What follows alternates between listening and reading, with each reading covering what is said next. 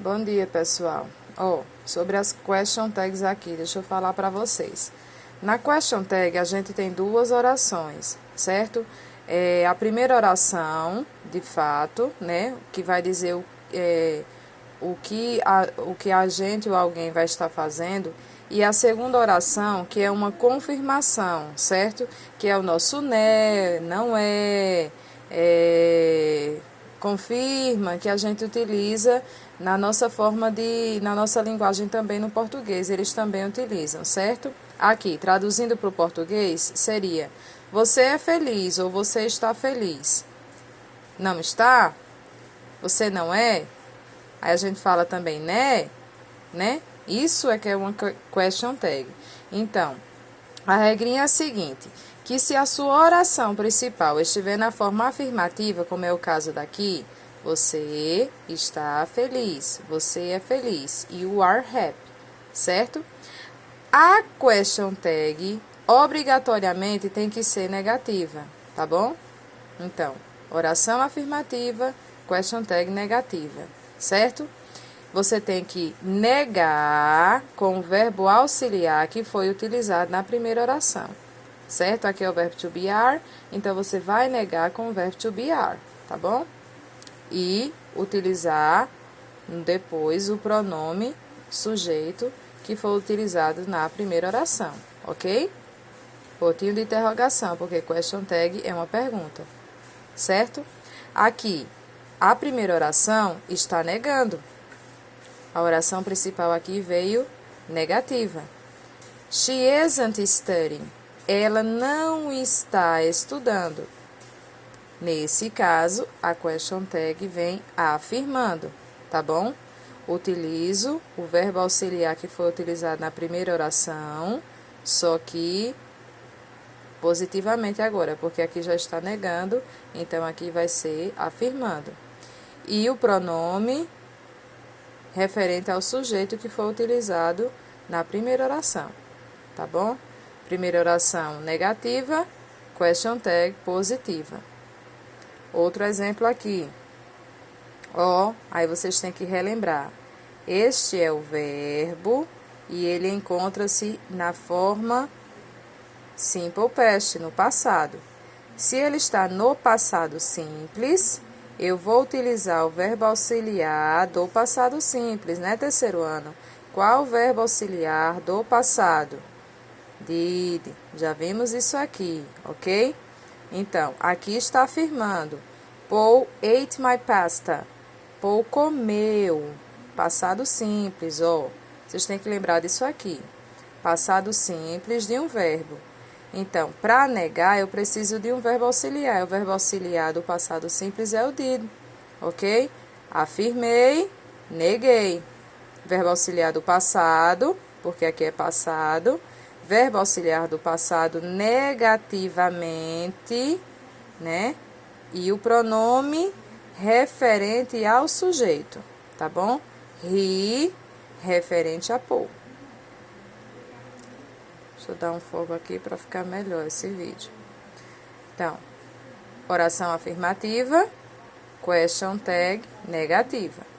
Outro exemplo aqui com o passado simples, só que a primeira oração está na negativa, tá bom? They didn't understand me. Eles não me entendem, certo? A primeira oração está na negativa. Nesse caso, a question tag vai ficar positiva. E aqui ficou fácil porque na negativa o verbo auxiliar do passado já foi empregado aqui. Então, você não vai ter problema nenhum de repeti-lo aqui. Tá vendo? Did e o pronome referente ao sujeito da primeira oração. Muito fácil essa, né? Aqui nesse outro exemplo, nós temos uma primeira oração afirmativa. We study very much. Study, tá bom? Não está no passado, não tem partícula do futuro, então, obviamente, está no presente, tá bom? Nós estudamos muito. na forma afirmativa, a question tag na negativa. O que vocês têm que lembrar agora é qual o verbo auxiliar referente ao presente. Ou é do ou é das. Para o I, que é o sujeito, nós utilizamos do, né, terceiro ano? Vocês sabem disso. Então, nega com a partícula do tempo presente, don't, we. Pronto, muito fácil. Tá vendo? Se por acaso aqui fosse um sujeito she, né? She study very much. Ela estuda muito. Vocês iam negar com o does. Doesn't. She doesn't, porque é a partícula para a terceira pessoa, né? Ou she, ou he, ou it. Terceiro ano sabe disso demais, até porque agora a gente tá lembrando, né? Todos os tempos verbais, presente, passado e futuro. Eu falei para vocês que a gente ia fazer um mix mesmo dos tempos. Vocês já viram todos os tempos verbais, agora é só colocar em prática esses conhecimentos de vocês. Lembrar as partículas de tempo, certo? Ops. Erro de gravação aqui. Deixa eu dar a volta aqui. Lembrar as partículas do tempo. Do e das nós utilizamos no presente, né?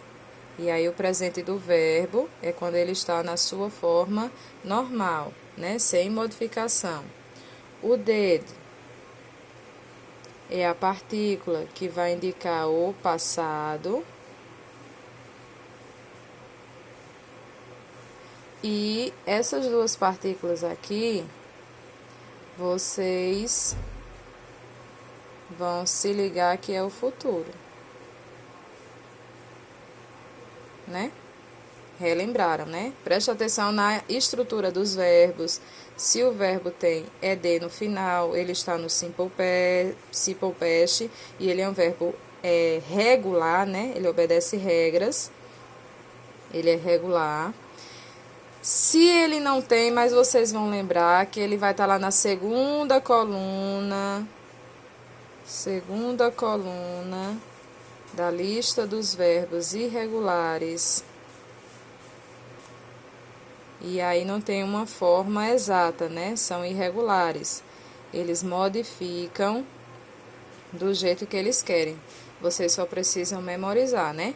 Vai lá na lista e dá uma conferida como é que tá esse verbo, né? Aí vocês vão se ligar que eles estão no passado, ok?